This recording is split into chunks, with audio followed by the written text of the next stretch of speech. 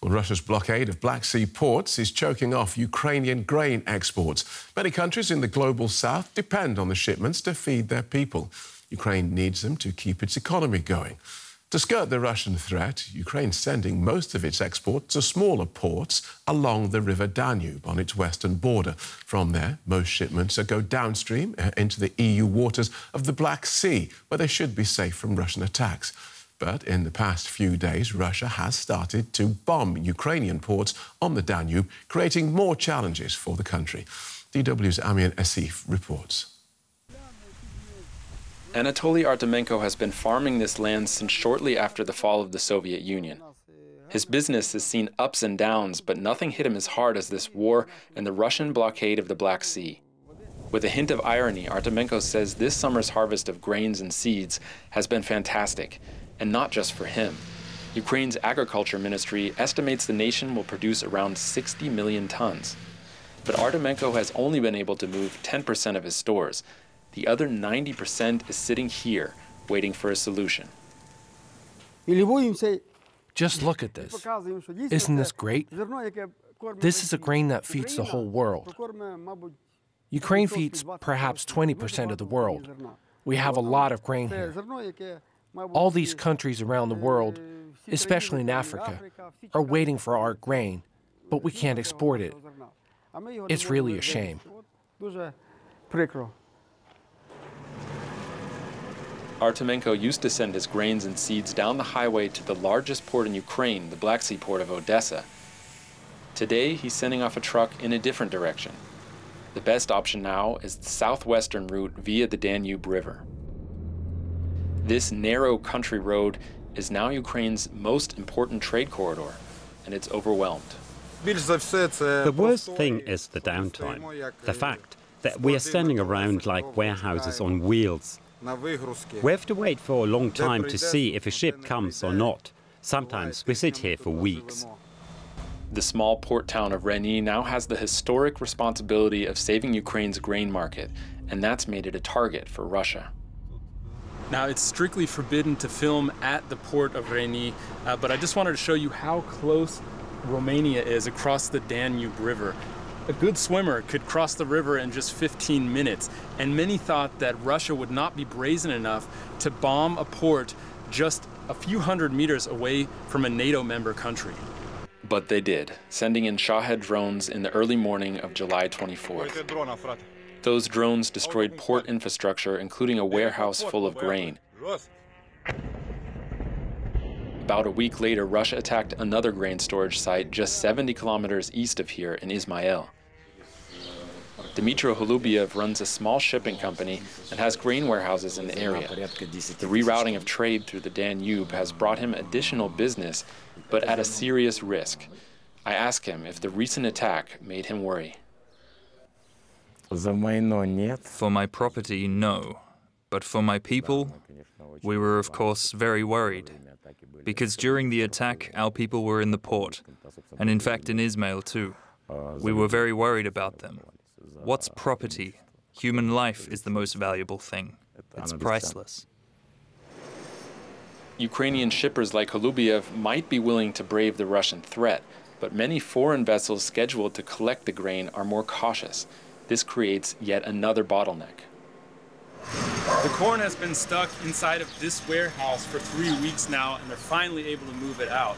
They're going to load it into a truck and then drive it down to the port of Reni, where tomorrow they're going to wait on a handy-class ship to come pick it up. If Holubiev manages to clear this warehouse, that'll be 10,000 tons of Ukrainian grain down and tens of millions more to go. Now, John Storpert is a senior manager for environment and trade at the International Chamber of Shipping. They represent more than 80% of the world's merchant fleet. He joins us from London. Welcome to DW. We just heard that Ukrainian farmer saying that Russian blockades mean he can't export 90% of his crop. Is this situation unique for the shipping community, or are there precedents you've been able to learn from? The most immediate precedent that springs to mind the tanker wars of 1984 to 1988, where exclusion zones were applied in the Persian Gulf, and ships had to transit under the threat of missile attack from Iran. We also have the experience of transiting dangerous waters around the world, particularly the piracy crisis off Somalia from 2008 to around 2013 gave us considerable experience of travelling through waters where significant threats exist. So this is not something we are new to. We are a very threat-aware industry and can prepare adequately. And so given these significant threats, how and who decides whether the ships are safe to sail? The decision will be made by the ship owner on the basis of a threat and risk assessment, and the risk will be specific to the ship and its voyage. Obviously, insurance is a significant factor. If we can't get insurance, we won't be able to sail in the region. For the time being, although a war risk area applies and additional premiums are paid, south of 4521, which is the exclusion zone that's been in force since the start of the war, it is possible still to sail and to export this grain. And where are the skippers and crews in this process? Can they say no, given the clear risks and dangers? Crews can refuse to traverse areas where significant threats apply. In a lot of cases, you'll find that seafarers will be willing to take the risk. They do get additional pay in these areas. And we are a robust industry. As I said, this is not the first time we've faced these sorts of threats, these risks. And we are able to keep world trade flowing in the face of significant adversity. And that's been true for shipping's history. So on Sunday, a Russian warship fired warning shots at a Palau-flagged cargo ship in the southwestern Black Sea. That's the first time Russia has fired on a merchant ship beyond Ukraine since they withdrew from this grain deal. That must be very concerning for you. We deplore any actions that threaten the lives of seafarers and ships that are going about their legal business, and we would call on both of the combatants to fulfil their obligations under UNCLOS and let legitimate trade continue. The warning shots and boarding increase the threat profile in this region. It's much further south than we've seen threats previously, and that will have to be factored into the threat assessments that ship owners conduct when they're transiting these waters. We haven't seen to date a drop-off in the ships that are willing to go to Constantia and the Danube ports to try and access this cargo, though. OK. You mentioned insurance costs a little earlier. How much have they increased since the full-scale invasion began? Following the invasion, a war risk area was declared in the region by the Joint War Committee at Lloyd's. That means that ships will pay a premium in addition to their normal insurance costs. That will vary depending on who your brokers are, who you are insuring with, but it has increased the cost of shipping in the region.